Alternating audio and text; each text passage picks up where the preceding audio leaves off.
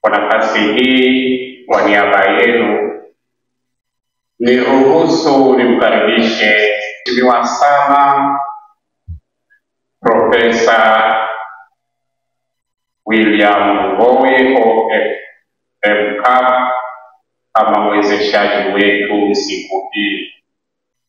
Asante sana Baba Chaplain kwa kunipa nafasi hii ya kutafakari maisha yetu, hasa kipindi hiki cha kinachotujia kikuu cha Pasaka. Awali yoyote nitawaomba radhi kwa sababu mimi sizoei kukaa ninapozungumza. Hata darasani hata siku moja sijawahi kukaa chini nikiwa nafundisha. Wale wanafunzi wananifahamu. Naruka huko na huko kwa sababu mimi ni some kind of a comedian. Na kwa sababu nafundisha kwa mtima wangu wote na roho yangu yote, na Mungu anafahamu. Natoa kila kitu. Kwa hiyo siwezi kukaa nikajigandisha. Napenda kushirikisha kila kitu. Ndio nasimama. Hata sijawahi kuona mhubiri anayekaa anahubiri kanisani anasimama. Hiyo ni heshima na pia kuonyesha ukubwa wa kile anachosema.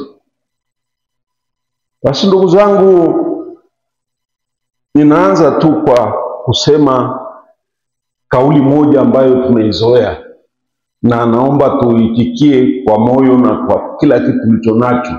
Kristo, Kristo. Hiyo salamu ndio tutakayoadhimisha wiki hii inayokuja. Pasaka ndio tumaini letu. Mtakatifu Paulo anatuambia katika waraka wake wa kwanza kwa Korintho sura ya 15 aya ya 14 kwamba kama Kristo hakufufuka, imani yetu ni bure.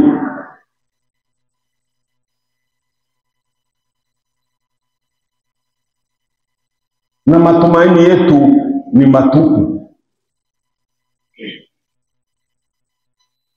Na kwa hiyo Paulo katika hii sura ya 15 ambayo inaitwa sura ya ufufuko, anazungumzia ufufuko na umuhimu wake na matokeo yake katika maisha yetu.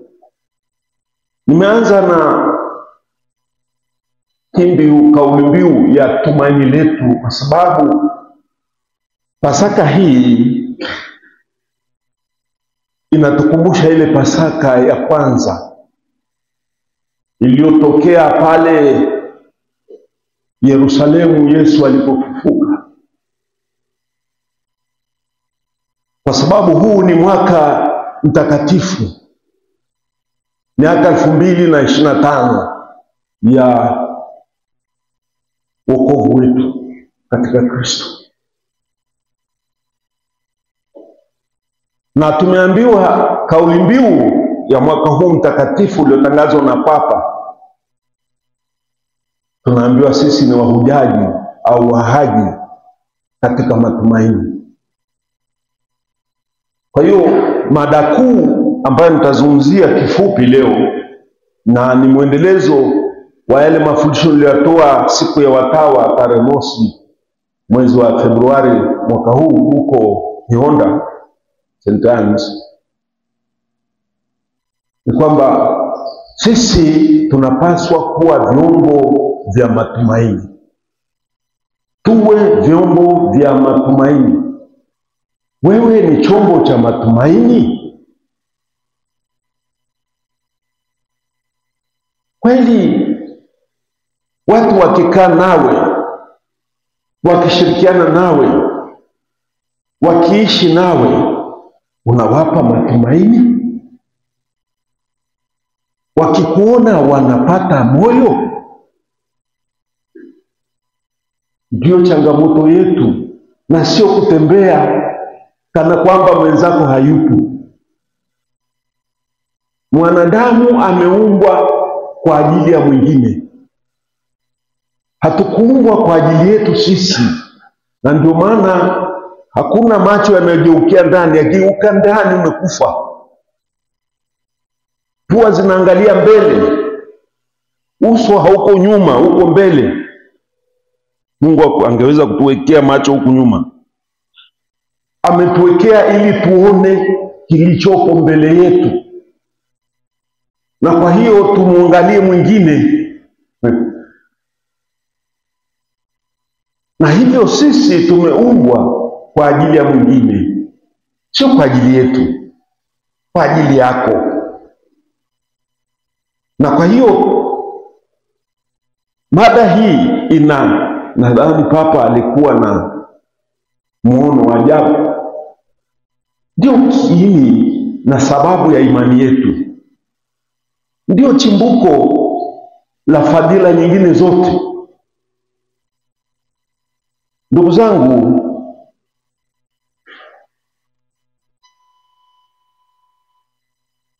ninajiuliza,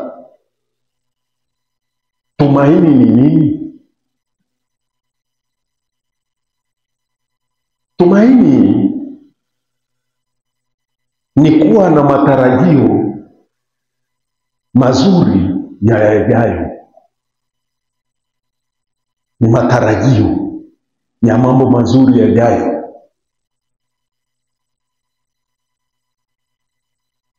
Kwa sababu nasema mazuri, kwa sababu kuna tumaini hasi la uongo.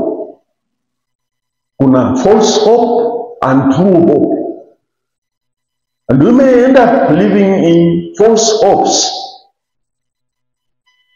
Kumbe sisi tunaambiwa sasa tuwape matumaini watu ya ukweli.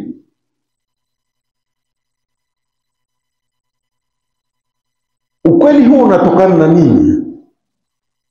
Najua tunapozungumzia Yesu ni tumaini letu, ni kwa sababu alikufa na akafufuka.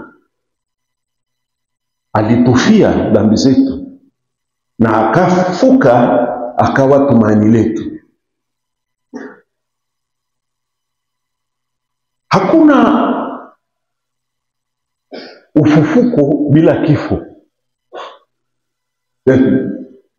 Hakuna ufufuko. You can't talk about resurrection without death. Therefore, unapozungumzia tumaini letu, una maana hata yule unayempa tumaini lazima ajifie. Is a call, ni wito wa kujifia. Papa ameficha hilo.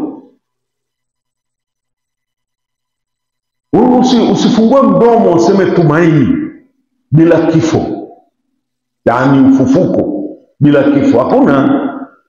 One has to die in order to rise. Haiwezekani, lazima niende viwili. Ndugu zangu, hii kauli mbiu ya mwaka huu, ili tuwe vyombo vya matumaini, lazima tujifie. Lazima ufe. Na kuna mambo mengi ndani mwake kifo. Kifo hakina maana only physical death, kifo cha mwili. Not only that, but pia kifo cha kiroho, cha ndani, cha nafsi. Wito na kauli mbiu ya mwaka huu ni kualika Wakristo wajifie ili walete matumaini katika ulimwengu huu usiojielewa, unaokwenda usikojulikana.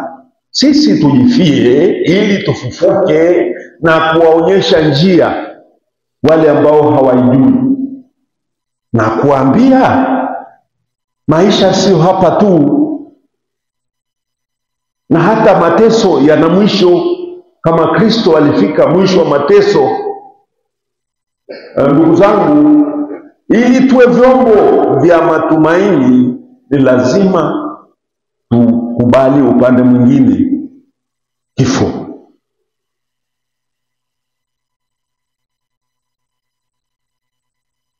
Tunahitaji matumaini. Kwa nini tunahitaji matumaini? Ni kwa sababu hatujui yote. We are finite creatures. Ni viumbe visivyojua yote, viumbe visivyojua yajayo. We don't know the future. Don't know the future. Na kwa hiyo tunahitaji aliyetutangulia atuambie huko kuna nini, ili tupate mori na moyo wa kuendelea huko. Asije mtu, nakumbuka Musa alipowatuma wale waliokwenda kuangalia nchi ya ahadi ikoje, ili watoe taarifa mambo yakoje huko. Na aliwatuma maaskari, watu ambao ni hodari, na akitegemea watafika, watakaa, wataangalia mazingira yakoje, waingie wapi, alafu warudi watoe taarifa. Sasa makosa yao, waliporudi walikuja na hofu badala ya tumaini.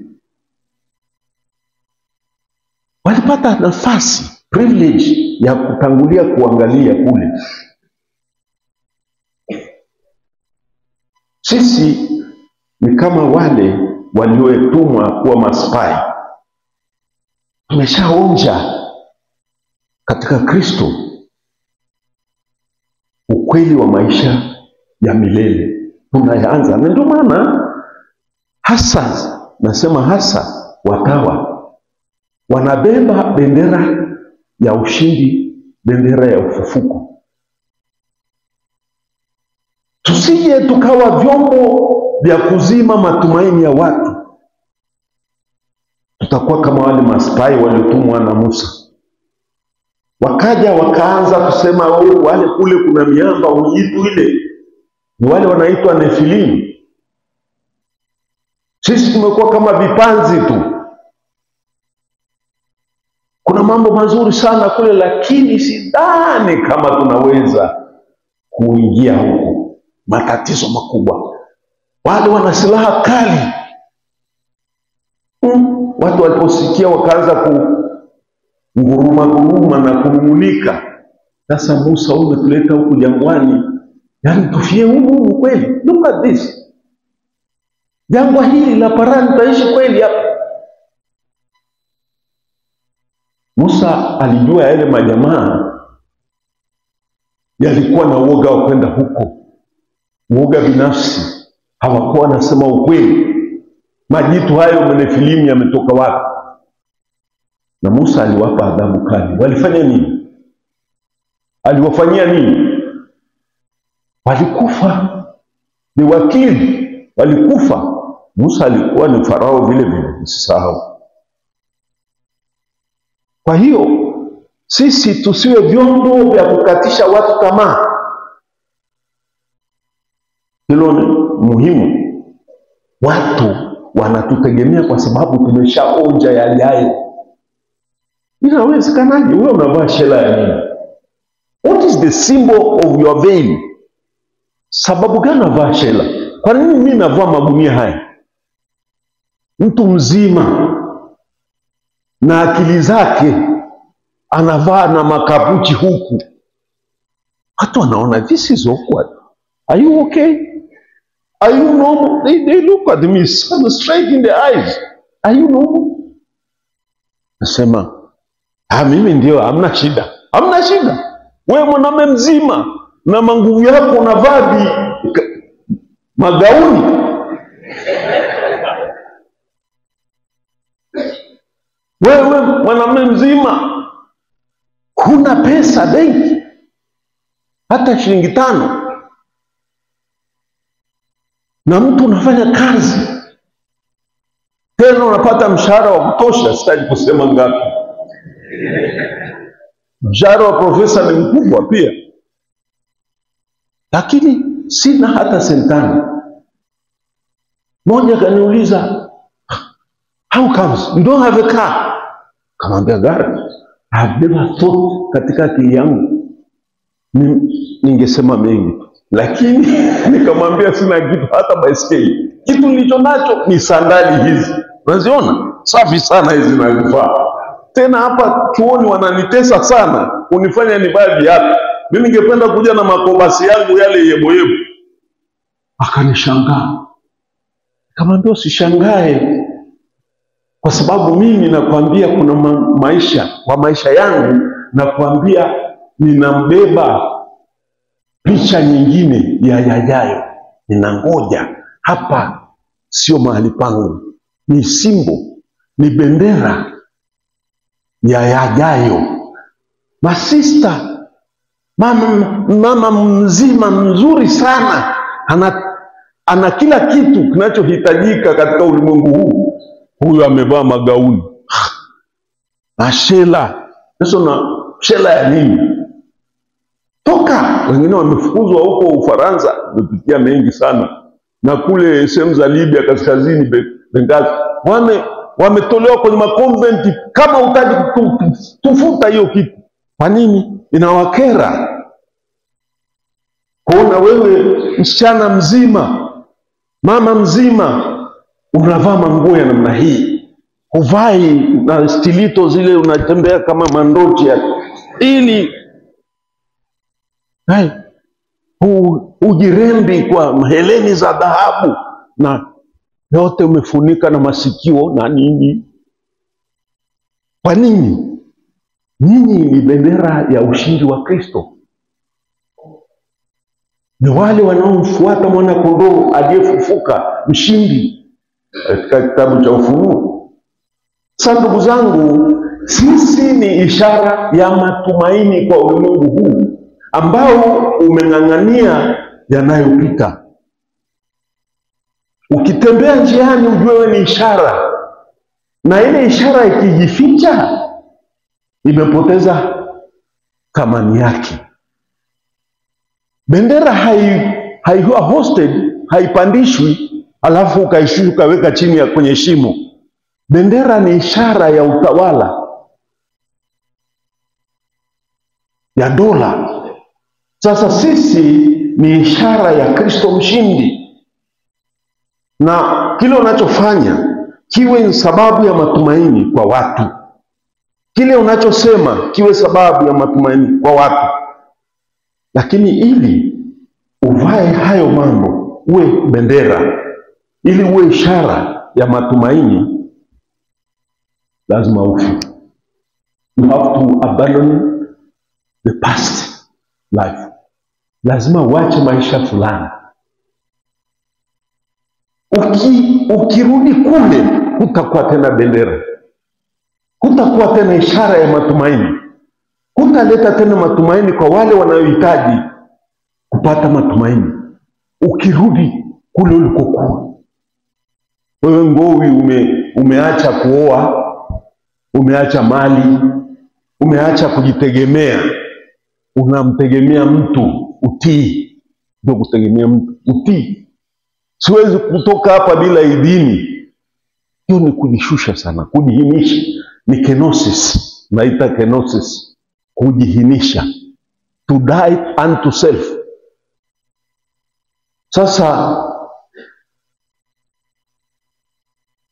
hayo ninafanya nini? Ninajiua, I kill myself. Unajiachia mambo yote, unaacha yote. For what? They will be valueless. Itakuwa haina thamani kama mimi sina lengo. Lengo la kuishi maisha haya ni kuwapa wengine matumaini, kuwaeleza Kristo ni mshindi na hakufa bure. Now in order to participate, ili kushiriki ule ujumbe wa Kristo wa matumaini kwa watu wote, kwa wakosefu, wema na watu wote, kuwapa matumaini, lazima mimi I have to display. Lazima nipotee kama mshumaa unavyowaka, lazima uungue. Na hakika kadiri unavyojifia, kadiri unavyoungua, ndivyo unavyong'aa kama bendera. ndivyo unavyong'aa kama mwanga, na ndio muangalie. Mimi niliangalia, kuna wakati nilikwenda sehemu fulani, nimejaliwa sana na Mungu kusafiri huko na huko, sehemu nyingi. Bahati yangu nimshukuru Mungu. Nimefika mahali naambiwa, where are you going? Na ilikuwa lugha tofauti. Unakwenda wapi? Naambia mimi naenda kwenye convent ya Wakapuchini mahali fulani. Convent, which one? Nitaja hiyo sehemu, ningejua ni wapi, lakini sitaji. Nilikuwa kwenye station ya metro. Akaniambia, yo, I have a taxi. Nina taxi, twende. I will tell you. Wale wengine, unaifahamu convent hiyo? Sema ndio. Si ya yule mtakatifu. Ndio sikia hivyo, mwili kama umepata shock kidogo. Kwa mtakatifu? Nikasikiliza. Yes. Ufuade kabisa. Ni mahali fulani ambapo yule ufahamu yule Mkapuchini mtakatifu. Nilishika hilo, maana ilinipa shock kabisa. Sasa nikafikiria, mimi William dhambi, nimetoka huko Roma na kichwa changu kimejaa mambo ya ajabu ajabu, nataka kuishi na mtakatifu. Nikasema basi, wewe Mungu ndio umepanga, wacha niende huko. Akinimaliza huko basi, usio rahisi kana mtakatifu. Nilifikiri. Sasa wale madriver, mataxi driver pale stendi, wote wanazungumzia juu ya huyo mtu. There must be a very special person. Let me take courage and go. Perhaps he may inspire me and try to be a saint as well.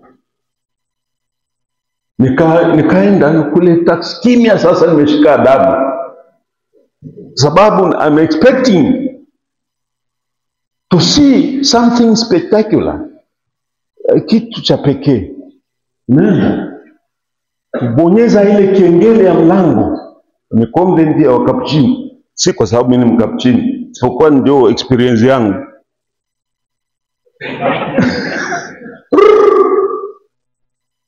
The first person, mtu wa kwanza kuja ni huyo. Nimemwangalia usoni, yote ikaja ni huyu. Kama mpiga picha. Nikakauka pale. Na niuliza jina lako, na mpaka karibu nisahau jina. Lakini nikamwambia ni fulani. So tulikuwa Kifaransa. Jesuis Guillaume, manake nimewajibu kwa jina langu la Kifaransa. Akasema, tulikuwa tunakutegemea. Karibu sana fratello. Alikuwa mcheshi, alikuwa mwema, mtumishi wa wote, hadi sijawahi kuona. Nikasema kumbe huu ndio utakatifu. Sio kukaa kanisani masaa yote mpaka miguu inaota sugu. It's not. Beware.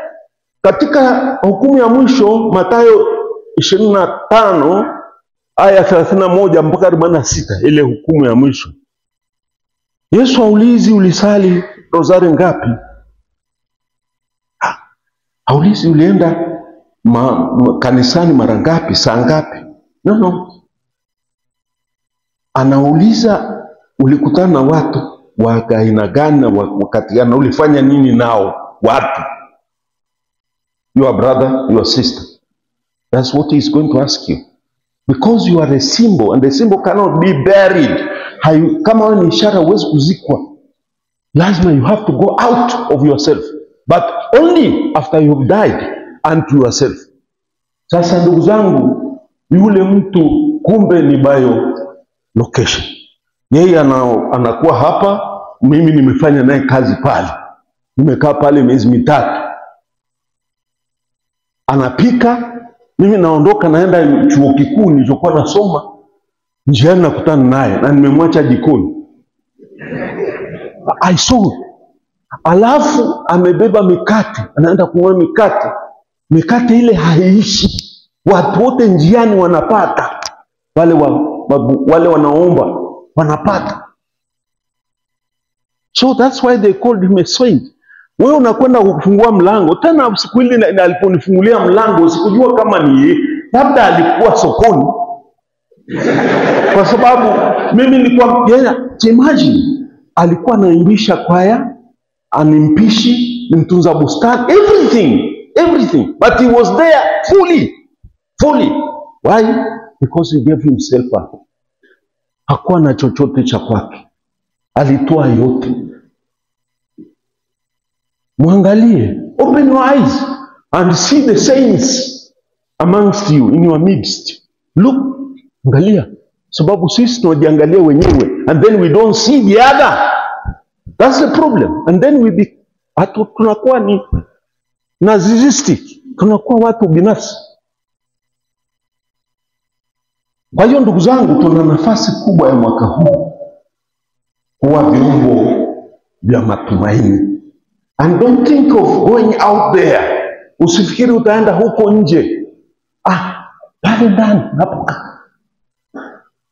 Most of us, wengine ni sababu ya kuteseka kwa wengine, ni sababu ya kuleta giza katika maisha ya wengine, ni sababu ya kukatisha tamaa watu wengine. Mimi, I don't know, my friends, they know my friars and even the class also. Mimi nakuwa mkali sana darasani kwa mambo ya uzembe, lakini nasema hivyo na wao wanajua kwamba ninapokuwa mkali ninataka wao wawe sababu ya matumaini, sio matumaini ya uongo, false hope. Sisi tuwe na matumaini ya ukweli. Lazima uanze kujifia sasa, mwanze kujitrain kufa. Have you left something? Umeshaanza kuacha kitu fulani, au unataka accumulate, kuchukua yote tu? Every day you ask mimi, hata darasani mimi. Unaona mtu anatembea hivi, kumbe hana kitu.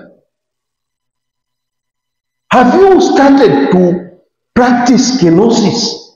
Umeshaanza kupractice kenosis? Ningeweza kutoa mfano hapa, lakini itakuwa matatizo. Lakini nasema tuanze sasa mwaka huu kukataa, kujidetach, kuacha mambo fulani. Na kipindi cha Kwaresima tulipractice kidogo, wengine hata kuacha kitu. Kila kitu lete bana, kesho leta, nitafunga kesho. Mazoezi madogo yanaanza hivi. Na ndugu zangu, mwaka wa matumaini, hakuna matumaini bila kifo. So let us know that. Otherwise tunakuwa na finite life, maisha ya hapa tu.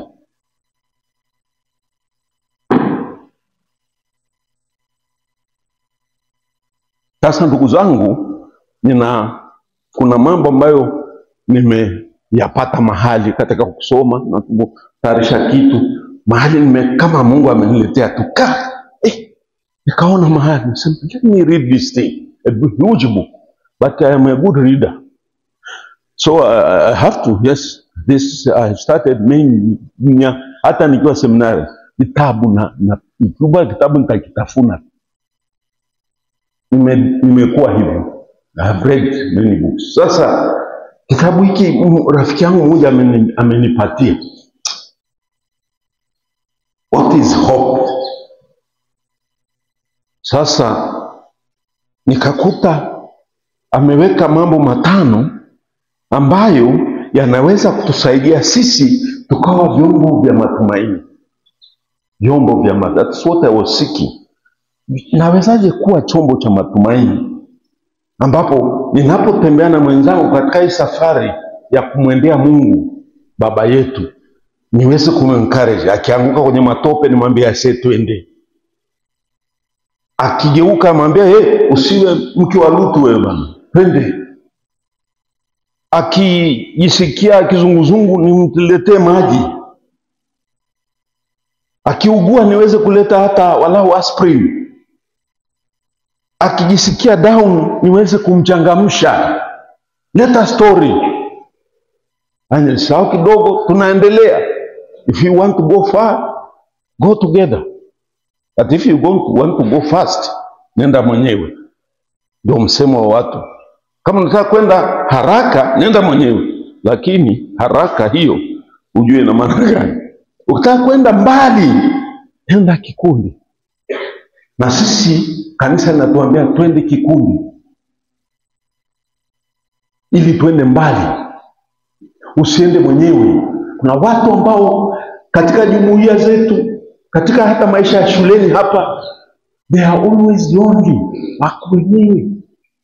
They don't even recognize the other who is just nearby. He's standing. Hawatambui mwingine. Ni mimi. Hata akipata shida, he won't share with the other. How can I know your problems if you don't share with me? Kama mimi nitajuaje kwamba una shida kama hushirikishi? Hatushirikishani. Kwenye community, unakuta mtu amesononeka, uso umefika mpaka kwenye tumbo.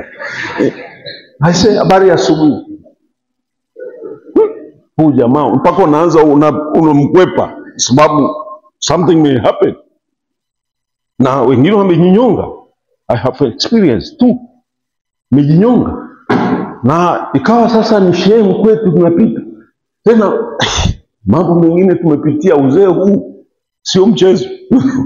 Watu wamejinyonga, watawa, Capuchins who claim to be something else. Kwa nini? Kwa sababu hawashirikishani. Nobody trusts the other. Kwenye nyumba hizi na unaona mkawa anatoka kule na makanzu yake na shela zake, haja amsalimia mwingine toka asubuhi. Midomo mpaka imeota utando. Hafungui. Alafu anajidai anaenda kusali. You are praying to. Kuna watu walikuja kanisani asubuhi sana. Na kuna wakati fulani yule mtawa mama mmoja ambaye wanaitwa wa Italia wanaita perpetua. Wale wanaosali kila siku yumo na ni mzee. Wana kila siku ndio wanasaidia paroko pale, anapata hata moyo. Sasa hao, huyu mmoja alikuwa anazoea kuja kanisani, but she had no relation with any other. Yeye kila siku ni sana. Amen. Yeye ndio anaitika kule. And the parish priest was so happy to have her around because there was nobody else. Hasa huko Ulaya mambo yameharibika kweli. Nani yekwenda kusoma misa naweka tape, manake hakuna hata wa kuitika. Na mnacheka, tuombe sana sisi. Sasa huyu mama akakuta mzee mmoja amekuwa kama mzee anaelekea zake, ametoka huko kanisani. Ametoka kukutana naye karibu na mlango mkuu wa kuingia kanisani. Akaona yeye ametoka anaondoka. Kamuuliza, habari ya asubuhi? Njema. Unaenda wapi? Ninaenda huko kufuata. Nenda nyumbani, nafuata wengine huko. Akamuuliza, misa imeisha? Sijui. Sasa umekuja huku unaacha kusali misa unaenda kule? Akasema ndio, naenda nyumbani. And then baada ya kufika kanisani, pale anapokaa huyu mama akamwambia, mimi nimeenda kule kwako. Kuna mmoja ambaye anaumwa. Pale kwenye kiti cha huyu mama, unajua wale wanaozoea kanisani wameweka hata mahali pao. Akakuta pale kwenye kiti, kwenye dust ile ameandika kwa kidole, mimi Yesu nimetoka kidogo naenda kumuona mgonjwa kule nyumbani kwako. Yule mama alianguka pale. Kwa sababu aliyekutana ni Yesu mwenyewe, ameacha kanisa anaenda. Sisi tutakutana naye. Tusipo msalimia Yesu njiani, tusipo mhudumia yule Yesu, we will meet him outside there, not in the chapel, not in your rosary. We will not even listen to him. Kwa hiyo tuwape watu matumaini pale tulipo kwa matendo yetu, maneno yetu. Sasa huyu aliandika kitabu hiki, ameainisha aina 5 za kuwapa watu matumaini for him, lakini it's better to share this. Ya kwanza Aina ya watu ambao wanaweza kuwapa watu matumaini ni watu ambao ni wema. People who are kind. Kind people. Watu ambao ni wema. Kuwa mwema tu is enough to give hope to those who are disappointed in despair. Kuwa kind. A kind person. Roho njema. Kuwa na matashi mema. Mtu anakuona tu anaona huyu ni mwema bana. They have the courage to approach you. There are people who are approachable. Kuna watu ambao huwezi kuwakaribia. It's not a good thing. Unakuwa tishio mpaka kuna ndugu mmoja ambaye alikuwa watoto wakimwona wanakimbia na kulia. Akaja, mimi nilikuwa naye pale. Akaja akasema, "Father, tell me." Ni brother wetu. Now may his soul rest in peace. Ameshafariki. Anambia, "Mbona watoto wanakimbia bana?" Anambia, "Angalia usura yako." Alikuwa giant, a huge person. Nafikiri alikuwa na kilo 150. Huge. Kuna majitu nyinyi. Sio vijamaa hapa vingine vinajifanya vina vitambi, kumbe ni kwa shakotu. Hamna kitu. Hamna kitu. Bali kuna mijitu imejengeka. I've seen one of the heavy ambaye alikuwa ni personal mlinzi wa Malcolm X. Nimekutana naye kule Münster. Kutana naye kule. Sasa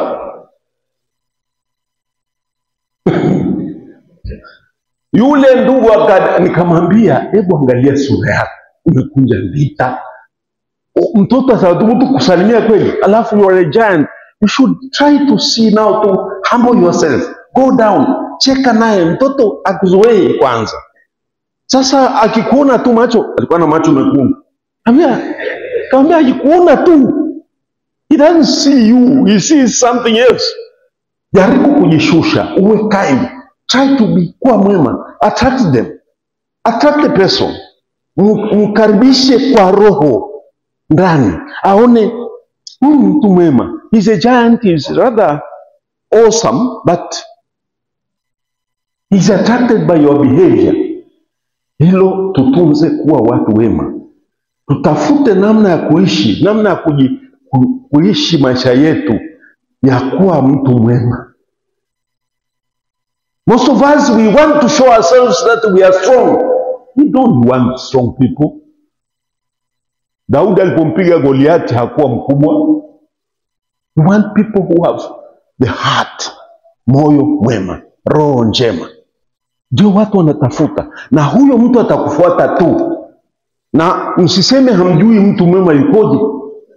Mtu mwema ni mtu ambaye yuko tayari kupokea wote, ni mkarimu, anaongea lugha nzuri, anavuta watu. And we can do that if at all we put some small effort. Kidogo tu. Tunaweza hata mimi nimeweza kuwa mkatili sana. Lakini nikiomba, Bwana unifanye mtu mwema, he will make you a kind person. Be kind. Watu tunakosa watu wema duniani sasa. Everybody is seeking his own self. Kila mtu na nafsi yake. Na ndugu zangu vijana, that's the world where we are going, we are living. Tujitafute, tuwe tofauti. Papa Paulo wa pili alikuwa anasema twende kinyume cha mto unakokwenda,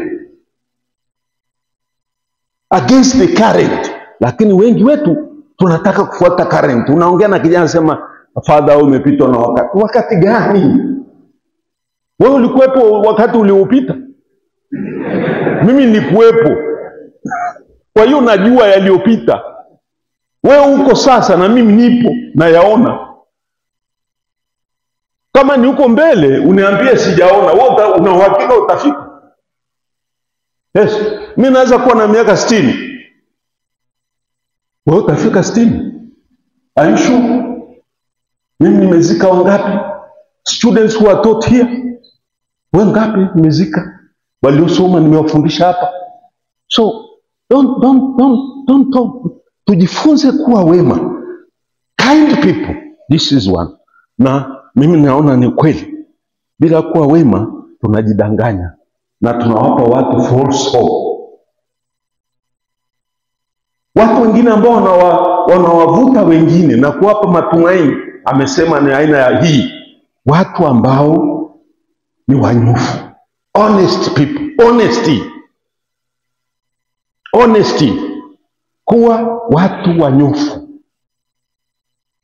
Ukweli huu ni ukweli mtupu, na mimi nimetafakari katika ufupi wa maisha yangu, upeo wa kiakili changu kiovu cha ovyo, akifai kitu, hamna kitu, sijui kitu. I try to pray to find out, why did Francis be what he was? Why Padre Pio is what he is? I have given many seminars. Nimetoa seminar nyingi, retreats, and I asked most of those people wanaokuja kwa Padre Pio huko, wanaokuja ma retreat mengi, kwa nini huyu ni mtakatifu? Kwa nini yule ni mtakatifu? And I tell you, samani sana kama kuna Mitalia hapa anihurumia, anisomee. Ni ukweli naosema kutoka moyo, na nawaambia wengi, na ni experience yangu. Nimekaa Italia miaka 11. Kwa hiyo sio mtu wa kunidanganya, ndio maisha ya Italia.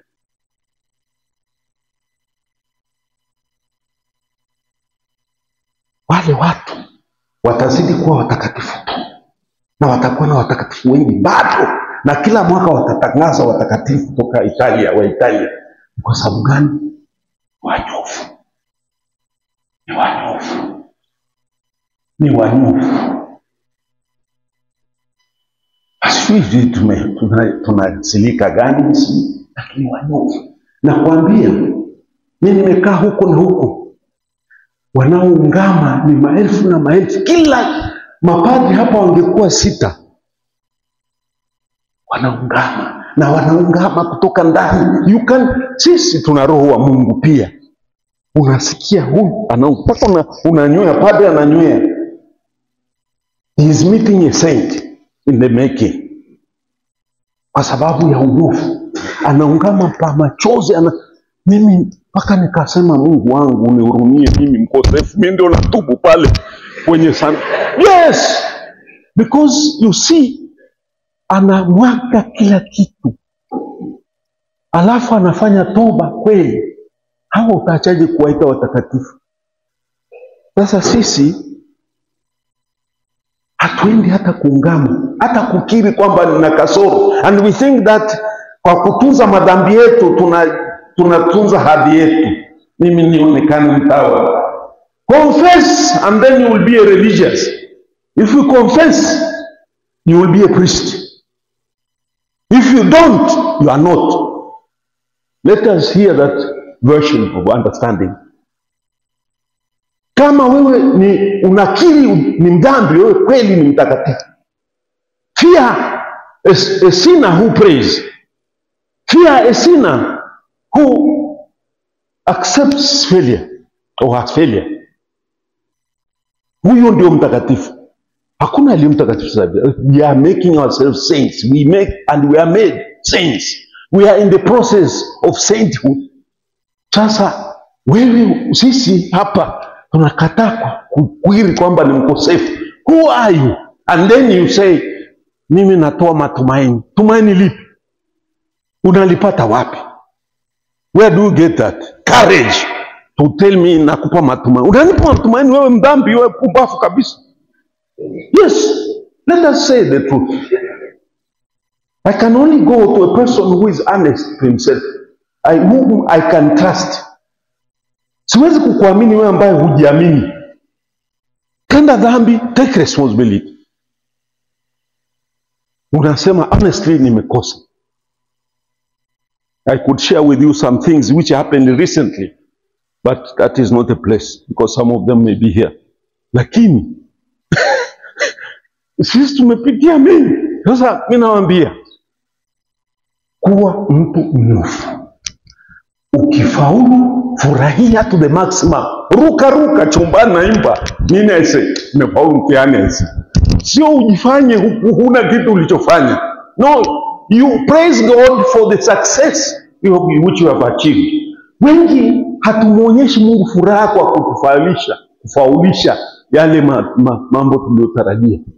We don't even, how will you thank God if you don't appreciate what he has given you? Utawezaje? Leo watu wa kutoa matumaini ni watu wanaofurahi kweli kutoka mtima wao kwamba wamefaulu. I need the person, Father Son. Mmoja alikuta, I like that those students. Anakuja anasema, nimekukomesha leo. Moja, and they know themselves. Nini? Umenikomesha nini? Sema, nimetwanga Tanifanya nini? Anasema, kweli wewe Anasema, wacha kufa. He appreciates and he exalts in his effort. Na kumshukuru Mungu. Wende sasa sio kutamba na kurukaruka, bali sasa uje hapa umwambie Mungu asante. If you are not honest to yourself, how will you be honest to God? Ukiwa na uchungu, kuwa na uchungu wa kweli, sio unafiki, muongo. Sisi kinachotuua ni uongo. Na tunafundisha watu kuwa waongo. Samahani, mwende huko ulimwenguni, mwambie, bahati mbaya mimi sipati nafasi ya kufanya halaiki. Kauli tunazosema ziwe zetu na za kweli. Hapo utampa mtu sababu ya kuja kwako kutaka ushauri, kutaka apiwe faraja. Do hope akupata faraja kwako. How will you come to a person who is a swindler? Mtu ambaye ni mwongo, mtu ambaye ni mnafiki. You will not know whether it's a dove or a snake. Nitakujaje kwako bwana ukiniuma? You are a snake. Nahash na Hanash ni nafiki ni Hanash. Nahashi ni samaki, ni nyoka. Maneno hayo kwa Waebrania yana maana. Ndio maana yule nyoka alikuwa ni Mungu mnafiki, na akamwambia Eva, "Isi mliambiwa msile miti yote kweli?" Anamtega, ni mnafiki ule. Sasa sisi tujikwepe kama tunataka kuwa vyombo vya matumaini mwaka huu na miaka yote ya maisha yetu. Tuwe watu wanyofu, watu wa kweli, people who speak the truth without fear. Tunaweza? Hebu jaribu. Hata leo tu tumetoka hapa, tunaungama, wengi tutaungama na kutubu sana na kunyenyekea. Rosari zingine zimevaliwa miguuni, nyingine zimeweka mfukoni, nyingine shingoni, nyingine vyenye vidole. There's a people, mtu anavaa rosari 6 za nini? Sisi ushirikina tu. I have to tell you, kama mchungaji wa siku nyingi, sema ni ushirikina. Mmoja anakuja kubariki, mbona umevaa hiyo? Hii Father ni akiba. Ni akiba. No, give it to a poor person who needs it. Kwa hiyo muangalie sana maushirikina haya, sio unyofu, ni unafiki. Whom do you want to impress? Nataka kujionyesha kwa nani? Sasa kauli anasema watu ambao wanatoa matumaini kwa watu. Na sisi sasa mwaka huu tunaagizwa tuwe vyombo vya matumaini, tutembee na matumaini. Tuwe watu wa ukweli, wanyofu. Honest people. Honesty. Hiyo ni kitu muhimu sana. Tukiungama tuungame honestly. Ukweli. What will huyu padre atakufanya nini? Kwanza wewe sio akikufanyia vibaya umuulize wewe unakuungamia au unamuungamia Mungu? Bahati mbaya pale hamwezi kupigana sana au kugombana, lakini utamkumbusha padri kwamba yeye sio Mungu. Yeye ni chombo tu kiteule. Kwa hiyo ndugu zangu, tuwe watu wanyofu, tujifunze unyofu. Furaha iwe kweli furaha. Sio unakuja pale unafunga midomo. Unaenda kuchekea pembeni kwa sababu umepata bahati nasibu. Cheza hiyo michezo wanacheza huko, ukapata milioni 5. Sasa a child ni mnyofu kwa sababu ataruka, na hata atakwenda kumwambia baba na mama, leo nimepata leo milioni 5. Lakini mnafiki anaona rafiki yake, pengine ataniona wewe. I say, utaacha kusema ni nini kinakupa furaha. Mnafiki. Most of us are hypocrites. And God is not happy with that. Kwa hiyo tuwe watu wanyofu, na hicho utakuwa chombo cha matumaini. Namba 3, watu wanaweza kuwa watu wa matumaini ni watu ambao ni watifu, loyal people. Loyalty.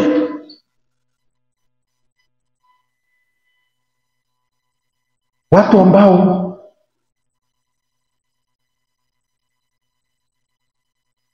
unaweza kuwategemea.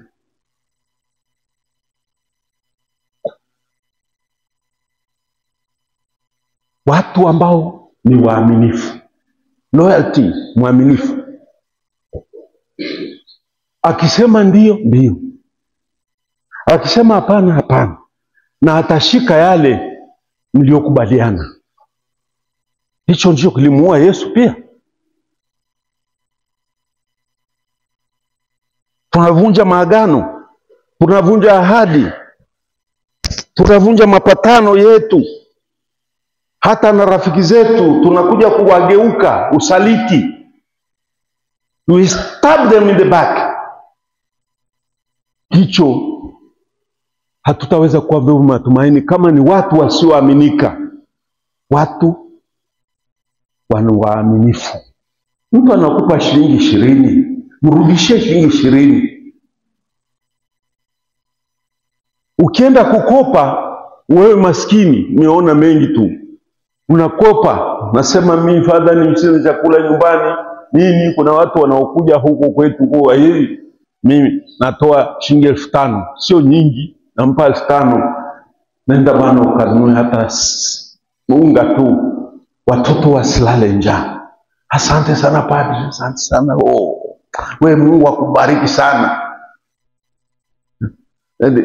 That is the truth. Sasa unapita kule, unaenda sokoni, unamwona miguu juu kwenye stuli ile ndefu kule, na chupa ndefu namna hii, unacheki. Mmoja karibu angeanguka na kuzimia, kwa sababu nilienda pale nikamsalimia, habari zako bwana. They are not loyal. Sio waaminifu. Tujitahidi hilo. Mtu anakuamini, unasema nakuja saa fulani, nenda sahihi. Kama umeshindwa, mweleze. Ni mtu mwaminifu. Unakopa kitu, rudisha. Ukishindwa, mweleze. Ya to be hii honesty na hiyo kuwa mnyofu na kuwa mwaminifu ni vitu mapacha. Kwa hiyo tukiwa na watu, dunia hii inahitaji sana watu ambao ni loyal. Wanakuambia kitu na wanakitekeleza. Wanakuambia hapana, it means hapana. Those are loyal people whom you can trust. I cannot trust disloyal people. Mtu ambaye ni unloyal haiwezekani. Disloyalty ni disqualification ya kuwa mtu wa kuleta matumaini. Sasa tunasema tumaini letu, lakini tumeitwa kushiriki tumaini hilo. Tumeitwa kushiriki kupeleka vyombo vya matumaini. We are the alter Christos. Sisi ni Kristo mwingine kwa ulimwengu wa sasa. In fact, sasa tunawahitaji watu hao ambao ni loyal, watu ambao ni honest, watu ambao ni kind. We need those. Kuna kipengele watu aina nyingine tena, empathic people, watu ambao wanasikia hisi za mwingine. People ambao watu ambao wanahisia. Empathy. Kushiriki hisia za mwenzako. People who can share the feelings of the other. Yes. Empathy. People have that empathy. Ambao sio sympathy, ni empathy. They go out and feel the other, feel him. It's not necessarily kwamba unashiriki yeye. Hapana, you feel how the other is feeling. That's empathy. You go out to the other. Empathy ni watu ambao wanashiriki maumivu ya wengine, wanashiriki furaha ya mwingine, wanashiriki uchungu wa mwingine. People who are open to the other. And most of us, that is dying. Everybody on his own. Kila mtu na maisha yake. Ndivyo maisha ya sasa. Unajali nini bwana? Watu ambao hawajali hawezi kuwa, watu ambao hawajali hawawezi kuwa vyombo vya matumaini kwa hii mbiu, kauli mbiu, Yesu Kristo tumaini letu. Wapi umekuwa tumaini letu? Wewe umeweka tumaini hilo wapi? Leo umeshakuwa sababu ya tumaini kwa mwingine kwa kushiriki tu hisia zake. Are you sick? You feel that really this man, I need to go out for him. Na naenda hospitali, nimekuwa pale mahali fulani, nimemwangalia mama mmoja, nikasema ningekuwa waziri wa afya, huyu ningempa ushindi, mwaka wangu pata ngao. Yani sijawahi kuona. Anaamka saa 11, mtu unakwenda huko saa 11. Yuko na yeye simu anapanga watu. Asema nikaenda kwa ajili ya next day, the other day. Yeye asubuhi na mapema, mnafikiri hakuna mtu. Ameshawahi, ameshapanga waliokuja saa 10. Yuko pale. Na anamwambia usiguse ile sikio, ameenda kutibu sikio. Mwingine tulienda kwa macho. Sema wewe macho yako, wewe mzee wewe, angalia macho, usiguse kwa mikono. Kweli sasa he was with everybody and everybody felt her presence. Na hata unapenda akae hapa karibu usikie yupo. What kind of that? Hiyo karama hiyo nimeshangaa. Ndugu zangu, wengi wetu hata mgonjwa na hataki uwepo. Unakuja karibu anageukia ukutani. Kwa sababu unaleta kero. You don't feel what she or he is feeling. Una hizo feelings. Watu wengine ni mastoiki hapa. Wakavu. Unaumwa. Mlete uje. Have you ever hata kumuuliza unapenda nini? How do you feel? Can you eat? Can you drink? Hapana. Nakuja lete ugali tena wa maharage. Mgonjwa unaona anageukia kule. Usema let me die on my own. Sasa ndugu zangu, hii kauli mbiu ya mwaka huu, tuwe empathic. Tusikie wengine. Not only yourself. Hapana. Sio kwamba sympathetic, maana sympathetic ni mtu ambaye anashiriki na yeye. No. Hii ni empathic. Feel the feelings of the other. Not with my feeling, because I need to feel na mimi ninasikia njaa. I say unasikia njaa, basi tuende tukale. Hapana. Mimi nimeshiba, lakini I can feel that my friend is hungry. Do you understand? Hii ni level nyingine. Empathy. Kusikia kile mwenzako anachosikia. Anaumiaje au anafurahije? Can you make him happy? Can you alleviate his pain or his depression? Ukana mzee lazima umsikilize. Be close. Try to understand him. You may uweze kusikia kwamba anaumwa kiuno kimekatika. Nasema naona tunashirikiana. Shirikiana wapi? Na wewe unacheza mpira kule. But you need to feel how he is feeling, and that is empathy. Ndugu zangu, hapo utakuwa sababu ya tumaini kwa yule mzee. Mimi nimefanya chaplaincy miezi mitatu huko Bologna, kwenye hospitali ya wilaya ya mkoa kubwa, ghorofa 16 sita. Wakaniweka ghorofa ya juu. Kwa pale ghorofa 13 sikumbuke. Inakaa wazee. Na wazee wako wengi. Labda sijui ngapi. Ni hospitali kubwa, maana huko kwetu hatuwezi kujenga kitu kama hicho. Sasa watu wazee wamelala kule. Sasa unaona mmoja akaniangalia akasema, "Non ti voglio più." Sikutaki kuona hapa, labda pose sononero umefacho. Labda kwa sababu ni mweusi mimi basi, lakini nikapita kaambia pole sana. Na yule mmoja akaniita akaniambia, "Sai, unajua nimefurahi sana kukuona.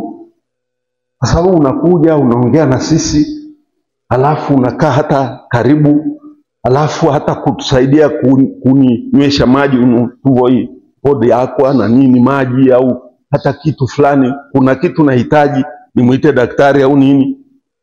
Sasa ni yuko pale. Sio kazi ninayopenda sana, lakini ilibidi nifanye. Sasa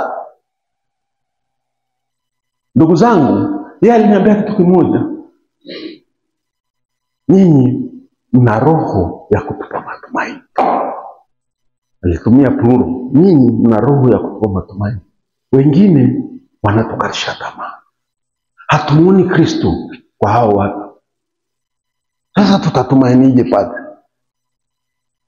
Ningeongea kikali ya mtu mmoja tu angenielewa sasa.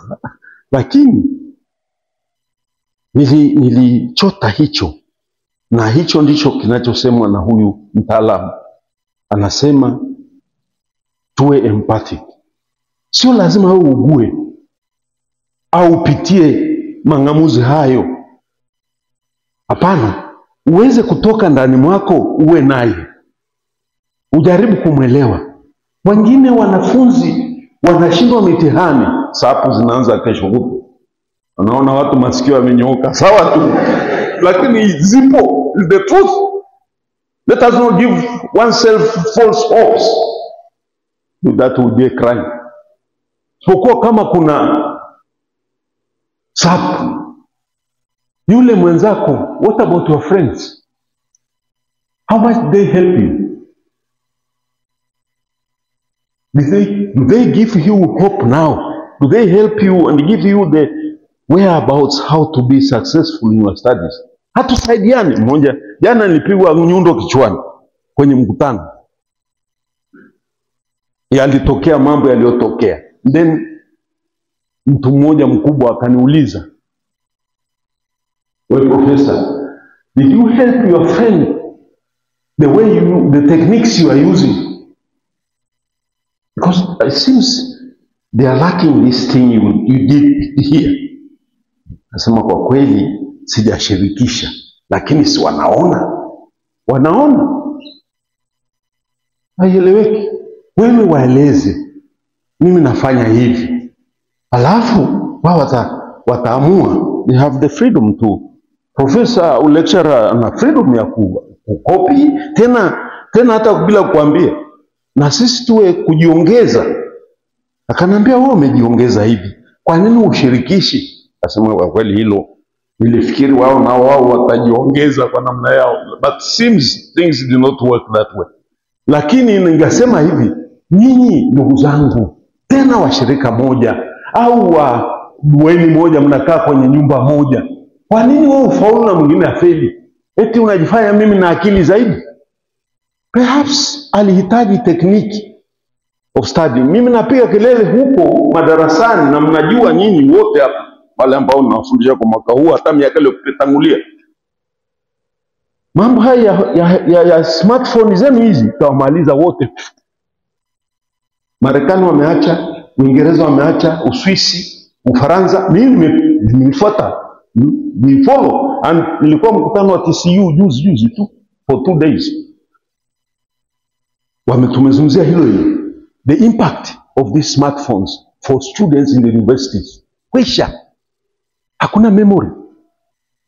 You are so different from your predecessors. Hawa nimewafundisha hawa some 10 or miaka mingapi iliyopita. Mingi. That's why he is a doctor here. Na anawaangalia, anashangaa tena, hao wamekuaje? Why? Sio kwa sababu hamkuzaliwa na intellectual capacity or the IQ is low. It's simply because you don't use it. You don't use your IQ. Mnakwenda kukopi, mnakwenda kungoja maswali kwenye inaitwaje? Google haitakusaidia, ndio inaua. Na ndio maana wamekataza, Australia wamekataza. Don't come to university with your smartphone. They don't want. I cannot study the computer myself. Hata ninapotayarisha kipindi, siwezi kusomea kwenye computer. I want to use the computer to prepare classes. Let alone a student. Nimewaambia lakini msikini najua mna akili sana. Na waambie hamna kitu. Tena mimi kumaacha I've been the DPA for 10 years here. Now there is a big difference. Now, meditate.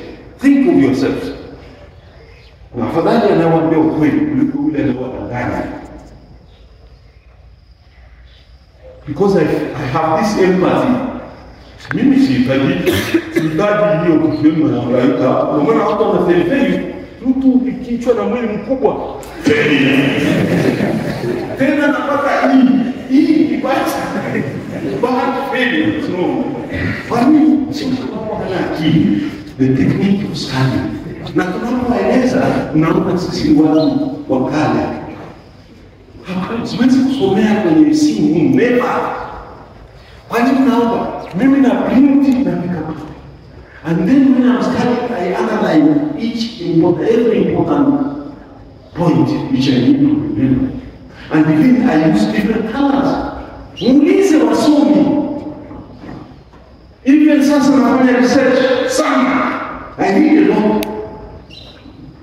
Naandika kwa peni. Sasa ndugu zangu, mpeani sasa hiyo kopi, ndugu yangu kutafili tena. Hiyo ndio empathy, kushiriki. Yule uchungu wa mwenzako, furaha ya mwenzako. To go out of yourself and to the other. Ndio kupenda hope. Sio maneno tu. Sio maneno. Wewe unapenda sana wewe rafiki yangu. Na kupenda wewe unampenda kuliko Yesu. Bwana. Mwisho anisha mara ya mwisho. Hii point ya mwisho. Nifunge hapa maana kuna mambo mengi. Ningeweza kusema mimi mpaka kesho asubuhi. Mdomo wangu unaongea sana. Lakini ningependa kufanikisha hili kwa sababu huwa napenda mtu namna hiyo. Na mimi akija mtu anamfuata na nataka kusikiliza. Sema we need people with the sense of humor. The sense of humor. Sense of humor manake ni mtu anayefurahisha. Anayeweza kufurahisha watu. He has that sense of humor. Mtu ambaye anaweza kueleza kitu kikawa chepesi kwa maneno mepesi, kwa lugha nyepesi, tena ya furaha. Sio mtu sad. It's a person who can make others laugh and forget themselves. Anafanya watu wacheke kiasi wao wanajisahau matatizo yao. Ndio maana kuna comedians huko na huko na miji mikubwa, hata nchi hizi matajiri wakubwa na nchi zilizoendelea, wana watu ni professional comedians. Mtu ambaye kazi yake kuchekesha, watu wameshakuwa frustrated, wamekuwa depressed, wamechoka kazini, jioni wanaenda mahali kama hapa, anakuja comedian wakina Majuto na wengine, kwa sababu watu watafikia stage hizo. Anakuwa hapa kuwafanya watu wacheke tu ili wajisahau na kuondoa pressure, kuondoa yote waliokuwa nayo. anajisahau ndani nyumbani mkioke tena wanakumbatiana kabisa. Sasa kumbe wakifika nyumbani wanapeana ngombe, lakini wameshatoa ile pressure. Sasa watu hawa wana matumaini, lakini hawa watu wao matumaini ya Mungu. Yesu hakuwa mtu tunayefikiria sisi. Mimi nifanya research sana tena. There is a book which I read, The Laughing Jesus. Hakuna mtu aliyekuwa anachekesha watu kama Yesu. Na hata ukiangalia mifano iliyokuwa katika Yesu, ndio hapo chini tunao. Mungu anaelezea na namna alivyokuwa anasema watu ndio maana they were attracted to him, walikuwa wanakuja kwake in thousands. Walikuwa wanakuja kwa sababu hakuwa anafanya kuwakaribia na kuwa mshingo ndefu midomo mpaka huko. Nyinyi msionekane tena wabaya sana nini. Anakuja anasema kulikuwa mtu mmoja wangu alikuwa na watoto wawili. Mmoja kwa sisi hatuna feelings za Yesu. We don't have those feelings, and there are kuna watafiti wanaofanya hiyo kazi, lakini ukawa mzuri sana to find the feelings of Jesus from the gospel. Sio rahisi. Tena tumeenda extra biblical sources kutafuta Yesu alikuwa anajisikiaje na anafanyaje. How did the people react and see Jesus? Kwa hiyo Yesu alikuwa anafanya watu wajisikie nyumbani. Kwa hiyo alikuwa vichekesho. Hata pengine tunafikiri Yesu alikwambia go behind me Satan. Alimwambia Petro, nenda nyuma yangu shetani. Unafikiri alimwambia na mnaito kama anavyosema mimi. Tena eti toka hapa wewe shetani. Petro akamsikia vibaya. Mtu akamwambia, especially the person who loved, akamwambia nenda nyuma yangu shetani, nenda kwa wewe shetani. Lakini sisi tunasema nenda nyuma shetani. Where is the emphasis? In reading any biblical script, any biblical text, you need to find out the emphasis. Where is the emphasis? And the arrangement of the Greek words give you the emphasis. Well, here the techniques za wale maizi, lakini ukisoma vizuri utaona Satan anaiweka chini kabisa. Angesema Satan anatoka, angeanza na Satan, that is emphatic. But he put it at the end. Nenda nyuma yangu wewe shetani. Sasa Petro akarudi nyuma, lakini si hakusikia kama kwamba ametukanwa. Alisikia kama baba anamwambia, "Sio ndio kumwambia toka hapa tu hapa." Katoka akajiona mpumbavu. Isipokuwa anajiona sasa ni msumbufu. You see, the understanding and the feeling. We need people like that. Si watu wanavimba nyumbani, utafikiri vifaa kwenye jumuiya, huko kwenye jumuiya zetu. Ukiwa kiongozi ni kazi mbaya. Unakuja watu wote wanashika dawa. Wow.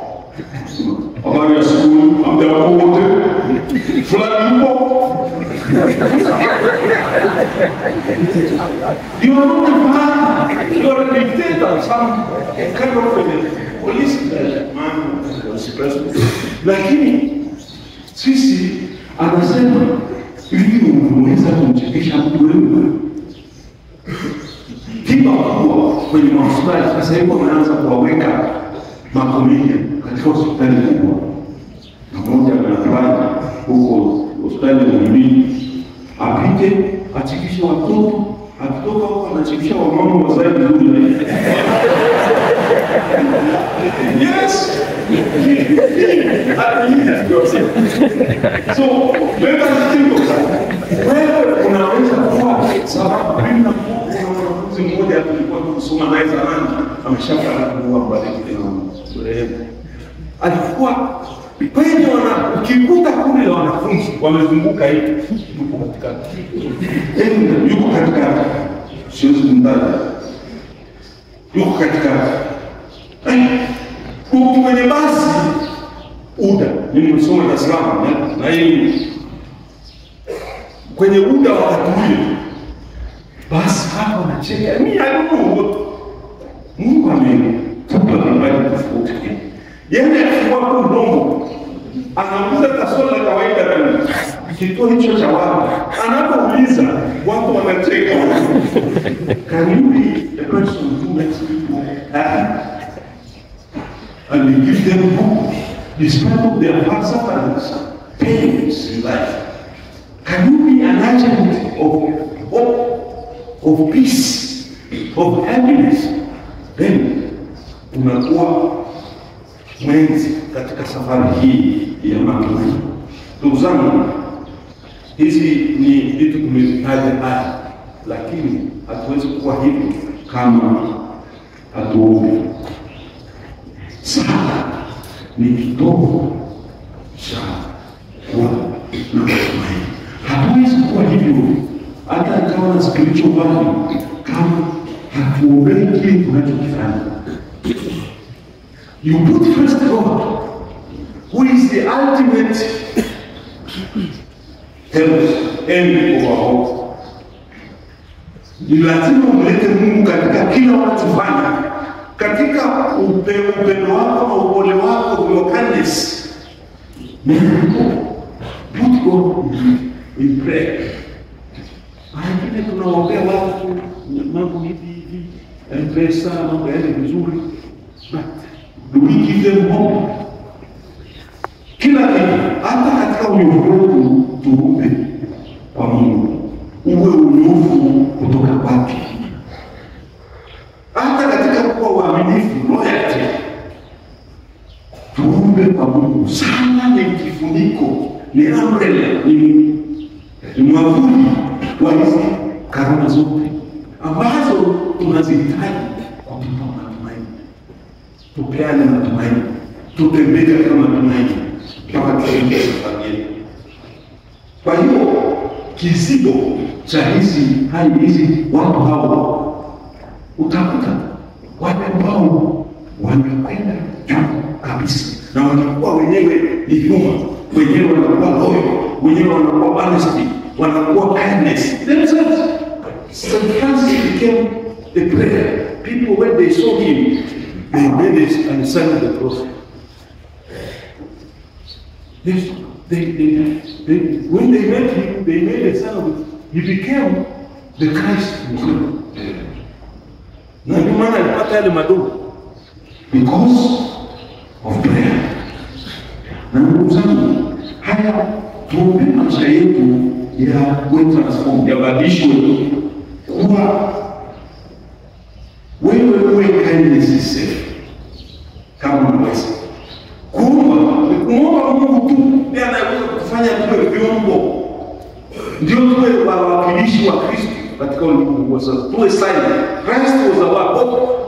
Now we need hope. Then we need to be Christ to others. Hilo ndio ombi letu kwa siku ya leo. Nimalizia hapa, tutaendelea na mambo mengi sana, lakini kila kitu kina mwisho. Tumeongeza muda kidogo ili tuwe na moyo na ari ya kuwa watu tutembee na matumaini. Ikiwa tunahitaji matumaini kwa sababu hatujui yale yajayo, tuwe watu tunaovaa bendera za jana, bendera ya matumaini. Hii ni bendera ya matumaini. Hata nimekuwa nini, ninawapa matumaini kwamba when they see me, they will reflect on, nasema kumbe maisha sio kutafuta mali tu, magari, mapesa, majumba. There's something beyond that. Because when I die, I will not take anything. Hakuna mdakacho. Lakini jamaa is happy. Despite of anatembea kwa mzee wetu tulikuwa tunamwita hapa, lakini ni siku of na kushukuru Baba Maria Ricardo Yuba. Hata kama nimesema unisamehe, lakini nilikuta wezi pale, nikamwambia mzee anapita na baiskeli hapa, maana milioni 6, 7, 10 mfukoni, mbona mkamata? Nasema ukimkamata tutakuwa hapa. Majizi yenyewe wale wakasema ndio senti hata 5 sio yake mzee, ni watoto bwana. Majizi those criminals kuna njia nyingi sana za kujua watu hawa. Mimi sipatikani barabarani nyingi, lakini wote alikafanya. So I met them there, na jamaa mmoja alikuwa tunaishi naye, Mungu ameshamchukua. Nadhani wengine wameishi, alikuwa na mtu tunamtafuta. Yeye alikuwa ni spy wa taifa. Ndio yule tunamtafuta, hatuwezi kumkamata. Na mmoja alikuwa anaitwa Saba, afanye Saba, ambaye alikuwa mtu kali kuliko wote kama Tanzania. Nafikiri huyo alitengenezea kajeneza huko posho. Sasa mimi unajisikia yeye ananiambia nitakapompata nitamnyimia sasa kama mimi. He was very commander. Hapa kaambia huyu ananiambia huyu because I know him. Huyu sasa siku moja mimi natembea sana habari kubwa, lazima kuwa na adabu mbele ya majizi yale majizi.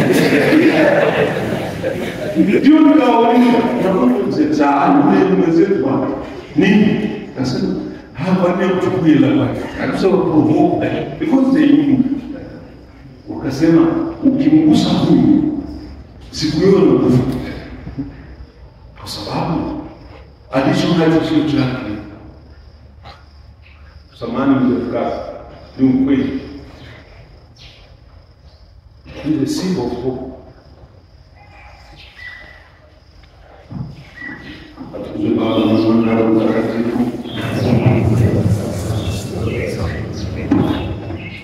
Baba na Mwana na Mtakatifu.